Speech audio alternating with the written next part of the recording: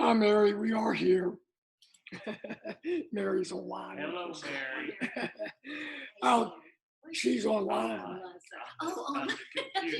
Where is she? Yeah, we're Zoom. Hi. There's her voice. Okay. I'll turn you around when we're done with the Bible study and you can see people. She's joining us via Zoom. And I would guess Sadie's probably not coming, but I'm glad that y'all have come. And we won't, I don't have a 20, don't worry, a 20 or 30 person study today, but we'll share because some of you join us on the recording. So we record this and many go to YouTube and watch this. So we'll do a little something for them as well. So we're in Exodus, and go to Exodus chapter 14, and we are talking about various aspects of wilderness journeys, wilderness experiences. But Exodus chapter 14, and we've been looking at Moses at the burning bush, but we are fast forwarding this week to another aspect of when we're in a wilderness, whether it's a spiritual journey or a difficulty or a tough time. And so where we are today is that Moses has been to Egypt. He's wrestled with Pharaoh, and God has prevailed. The plagues and even the Passover meal. And the Israelites have left in the middle of the night, and now they have come up against the Red Sea. We know the story well, don't we? And what I want to focus on a little bit, hey Sadie, perfect timing, we just got started. In wilderness experiences, especially if we're in a looking for spiritual direction, or we're looking to take a step into the unknown. And we're in Exodus chapter 14, Sadie. We're going to start with verse 10 here in just a minute. But one thing that can happen as we have began our journey with God, or seeking his will, or doing or really planning something new, is that we can come to moments when all of a sudden we discover we're in a chaotic moment. We're facing chaos, or we're facing a bad case of the nerves. Yes, yeah, a fear. Gosh, have I done the right thing? Am I going the right direction? Something sometimes causes us to pause and question our previous decisions that we made. And so it seems like when this happens, usually certain things happen all at once, and they come from many different directions. Maybe all of a sudden we have 3 decisions we've got to make before the week's over. Or maybe all of a sudden 4 different options appear, and we've got to decide on one option. Or maybe a roadblock is suddenly thrown in our way. We can't start our travel, our journey, our ministry or mission because something has come up that's delaying us and we don't know what to do. Maybe it's fear, but usually when this happens, they all happen, several of these things happen at one time, almost call it like a whirlwind moment. Things are swirling in life. Combination, finances, health, family. And in my personal experience, it's similar to when you first arrive on a disaster relief field. And many times I've had to go in with the first team. And, you're going, if it's been a hurricane, you're going into the midst of a community and an environment that, is not even started recovering yet. The power's not on. The sewage is not tested and you can't use restrooms. You're not sure if the water's potable. You don't know how the supply chain is going to work. You're scrambling around trying to find propane gas for the cookers and portable johns for the for the volunteers, and water source, and where you're going to drain your gray water, and all of these things are going on at once. Renting equipment, and it seems chaotic. You know the steps you need to take. You kind of know, it'll begin to smooth out as the days go on. But it seems like you're just frozen. You don't know where to begin. Things can become so overwhelming. And so in Exodus 14, we find the Israelites, they're stuck.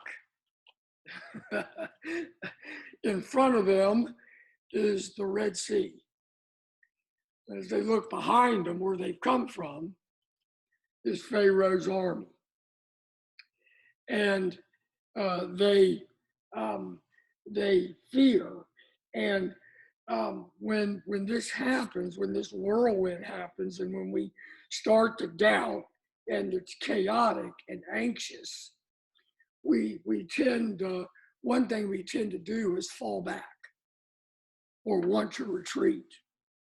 And so we as an individual, a family, or a church, we fall back on the familiar.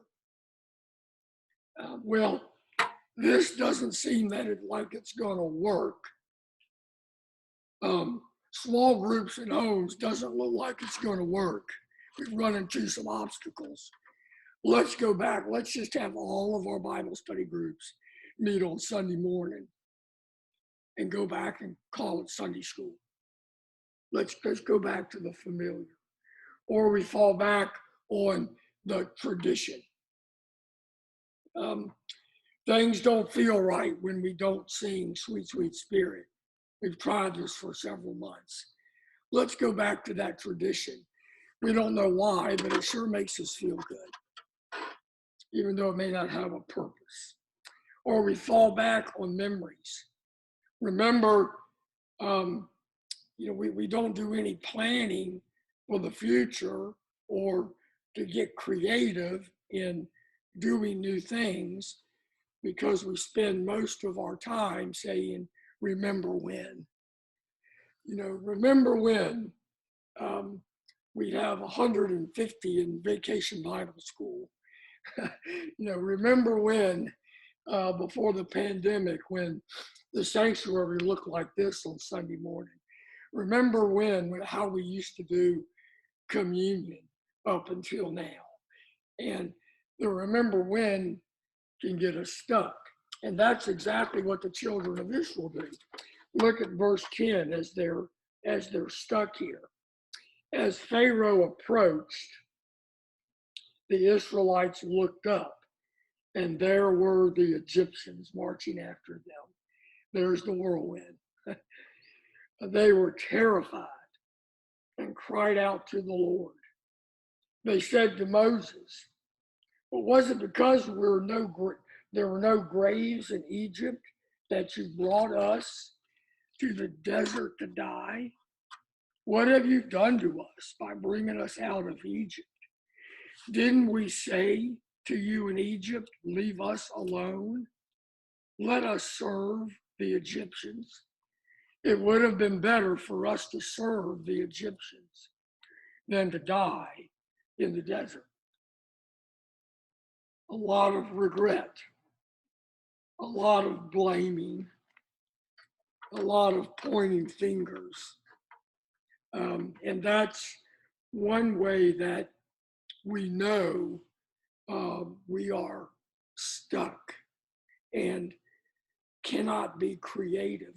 We're not going to be able to think at that moment of solutions, of ways out of this and moving forward and learning until we can get out of this blaming and complaining stance. Because that's just all that's going to encompass us, this remembering when.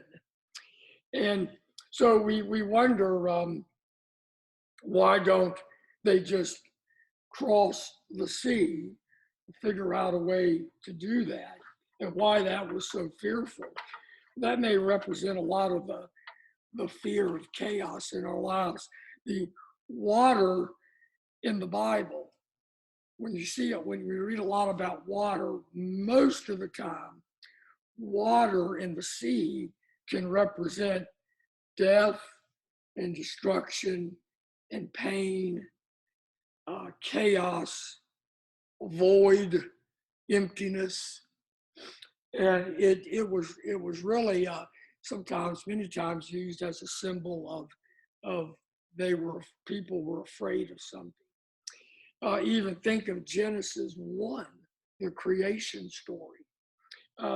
We get this picture that in the beginning, as God created the heavens and the earth, I believe it goes on to say there was this great void and what covered the earth? Water. Water covered the surface of the earth. And we get the picture, that's all there was. And so water, really, it was saying to us, the writers of Genesis, that water meant that the world was chaotic. The world had no form. The world had no order. The world had no creative order. And so God begins to create the heavens and the earth. And the first thing he does is he tames the seas. He tames the water, doesn't he? He divides the water into oceans and seas and rivers, and he brings up the dry land to give this chaos, a feeling, a picture, something that's livable, that's more understandable, and not so fearful. He orders the world. Now, many of the Psalms, you'll see the poets, the writers of the Psalms, and when they talk about or sing about being saved, they will sing about being saved from angry waves, being saved from the angry waters and the depths of the sea. And that's a picture, an image of God saving them. And then I believe it's Revelation 21, either that or 22, one of the descriptions of heaven, where it literally will say, when it begins to describe heaven, and there was no more sea. There was no more SEA, sea. There was no more water. And that would immediately communicate to the New Testament era, still antiquity, ancient, that people feared the ocean. They feared the water. They had really not tamed it. They still had pretty simple sailing boats. Many were destroyed and lost in storms. A sea storm was traumatic. I imagine a nor'easter was not understood when rain and wind and hurricane force tropical storms came through. And so John says in heaven, there'll be no more sea, no more fear, no more chaos, that there will be perfect understanding and, and order. And so the Bible talks about sea. It's linked to salvation. It's linked to heaven. It's linked to God coming in and settling these things. And so one big truth we can see with the crossing of the Red Sea and where the Israelites were is that if God can save us from the cosmic eternal disasters such as death and give us salvation, such as creating a world that was livable for us and ordered. Certainly, we can trust him to save us as individuals. Certainly, we can trust him to save us, guide us, give us instruction for our personal problems and chaos that arises. In other words, God can handle it. God can handle it. And so Moses, as the Israelites have stopped looking forward, he tries to encourage them. He says in verse 13, he answers the people, "Do not be afraid, stand firm. You will see the deliverance the Lord will bring you today. The Egyptians you see today, you will never see again. The Lord will fight for you. You need only to be still. You need only to be still." So the danger in getting stuck in fear and creating chaos or not understanding and not knowing God can do something is that it can lead to what I call spiritual fickleness. Spiritual fickleness. And that's when we just go back and forth and we never take a step either way. We don't take a step back. We don't take a step forward. We don't improve. We just, just sit or stand there right where we are. And we never advance, especially. Served a church that for years they knew they needed to add on to their building, but they also knew with codes, city codes, and all that such that before they could add on to their building, they had to add on to their parking because you had to make sure you had enough places to park people to add building. And I mean, for 20 years before I got there, they'd been talking about this. There had been land next to the church that had come available. And you read back in the business minutes, I mean, they could have got it for a song. I mean, compared to prices today when I was there, cheap. And they decided no, they didn't want to use their savings. They were afraid something tragic would happen and they would need the money. So they didn't get it. So now the property, at one time they could have got it for $50,000. Now it was $500,000. So they had, at one time they could have brought out some bulldozers and excavators and just scraped off the earth and the grass, brought in rock and asphalt and probably put a parking lot in and added 100 spaces for, $25,000. Well, now they had waited, and now there are all of these modern city codes, the Chesapeake Bay watershed laws, and they were just stuck. And in our working, we finally got to what I called is sooner or later, I said, you got to pull the trigger. Sooner or later in faith, in our life of faith, sooner or later in decisions in life, You got to pull the trigger and make a decision, don't you? Well, they did, we did. They built the parking lot, and it cost us $400,000. We had to do plants, we had to make a turn lane now on the road that was busier. You had to make these drainage ditches and drainage areas that were, just perfect, plant certain I mean, it was certain lighting.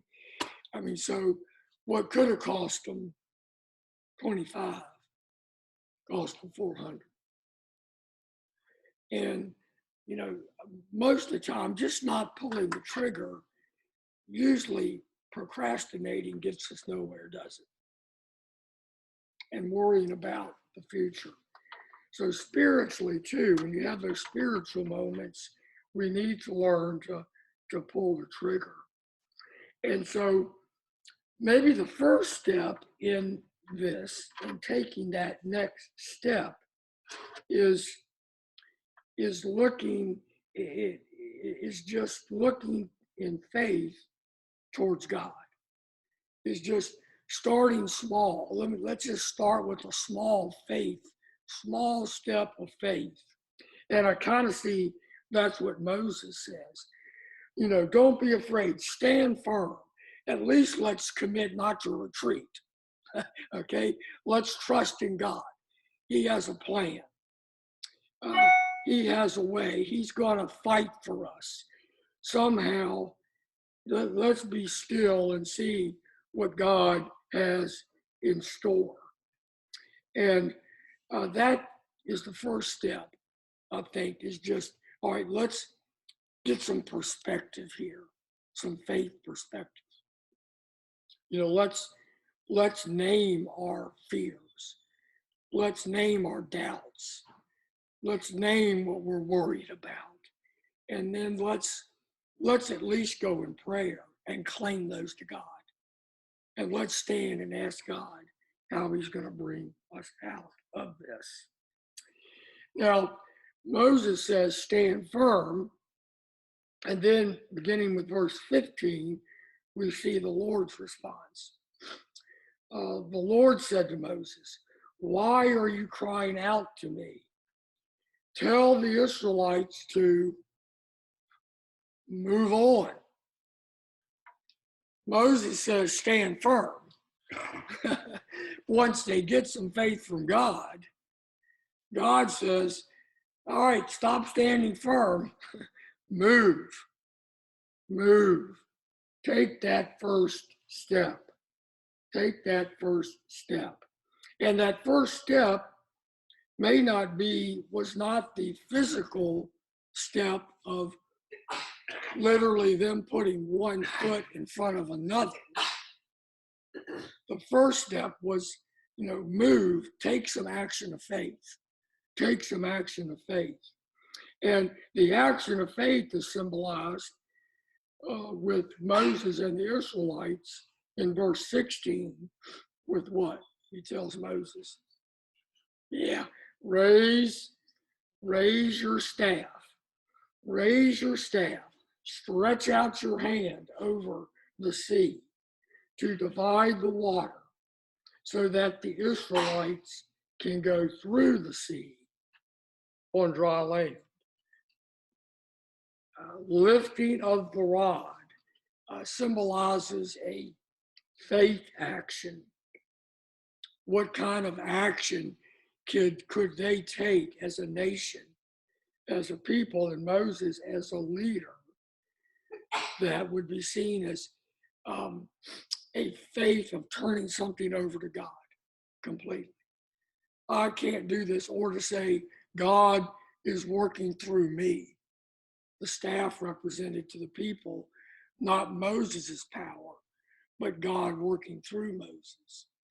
And later on, we'll see Moses get in trouble. He gets a little frustrated and forgets that, doesn't he?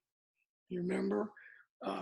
God says, speak to the rock with the staff, and water will come from it. And Moses hits it, whacks it. And finally, God does bring water out. But he said, I told you to speak to it, not strike it with the staff like you're doing it. I want people to see it's my power. And so the staff is, how do we, as an individual, as a family, as a church body, do we stretch out the staff and say, God, work through us? We're taking a step, an action of faith. And it's a first action. It's doing something. It's doing something. You know, you're a little vulnerable saying to the nation, I'm holding the staff up and watch and see what God does. But he does. And the water divides. And the Israelites are going to be able to go through the sea on dry land, which we'll look at a little more closely next time, work together. But so when you're chaotic, when you have fears, when there's so much swirling that you don't know where to begin, maybe break them into smaller parts and turn them over to God. If you're struggling and you're chaotic with relationships, you know, they're just going terrible, or maybe you fear relationships. Maybe you fear being a lot with people and crowds, or you fear sharing your faith, or whatever that relationship fear is. Start small. Don't say, okay, my goal is to have lunch with 5 people this week every day. Maybe I'm gonna have a cup of coffee with somebody and have a meaningful conversation. Take a small bite out of it. God, help me to do that. If you doubt, focus on one doubt to overcome. Not all of a sudden, God, when I wake up tomorrow, let me never doubt anything ever again. But list your doubts, rank them. You know, what do I really doubt? Or what's a small doubt that I know I can claim some victory on? That I think I can overcome this doubt through prayer, through talking to a friend, through being in a small group, or whatever that may be.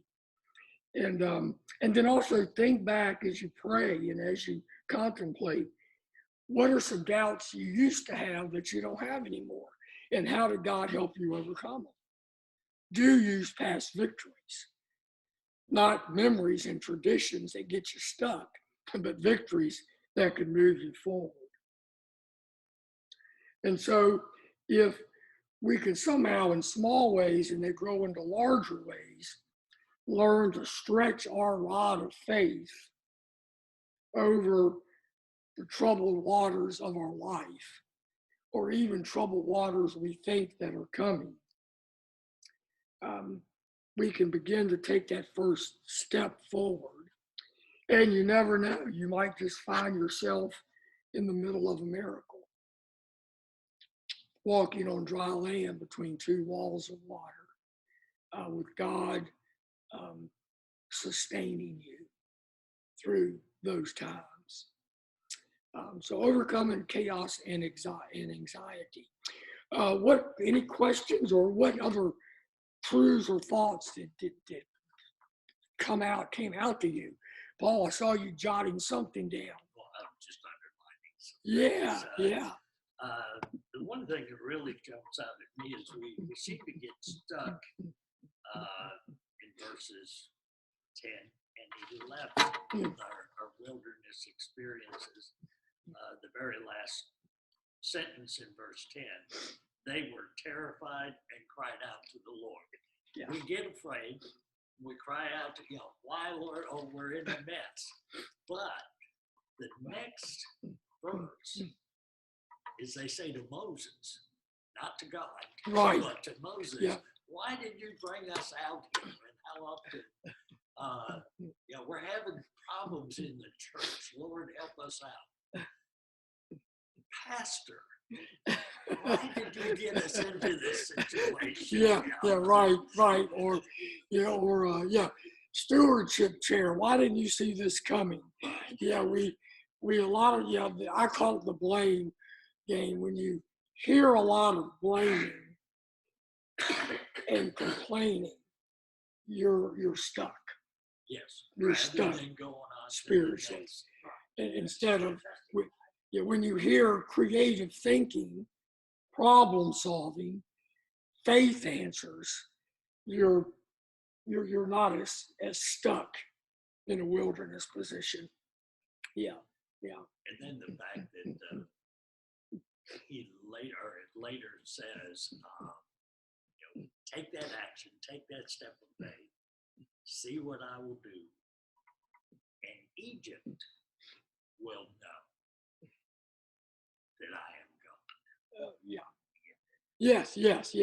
And Egypt and the world, eventually we'll know. And it's an important fact to think of Scripture is that when great miracles happen in Scripture, one of the purposes of miracles is to point others to God. It's to glorify God, not ourselves. And in our era of Christ, it points people to the cross, the power of the cross, the power of salvation, and who everyone needs to turn to in doing that. Yeah. Good thoughts. Other thoughts that others may have had as we talked through that? Yeah. All right. Very good. Well, we will take a break next Wednesday. And then I don't have it with, let me look at something. Who has a calendar on their phone? What is the Wednesday after that? Is that the 1st of December? Okay. So those here, those listening at home, next Wednesday we'll take a break for Thanksgiving. The Wednesday after that, join us because Rosemary will be here. And she'll be leading a 4-Wednesday study on Advent and Christmas, a special study.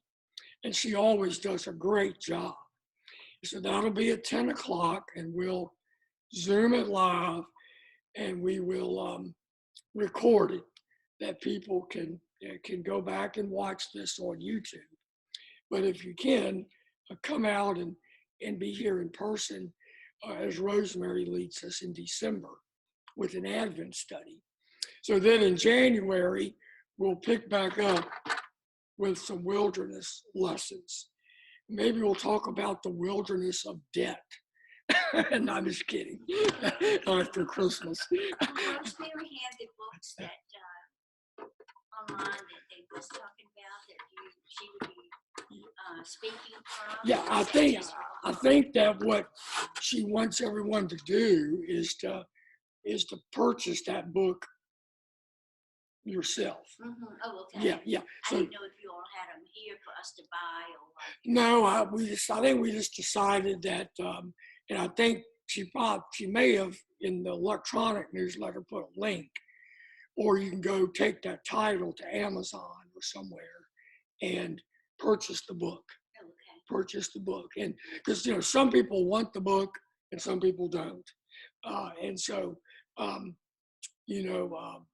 we're going to let you do that on your own. So do that, and you can prepare for the first lesson.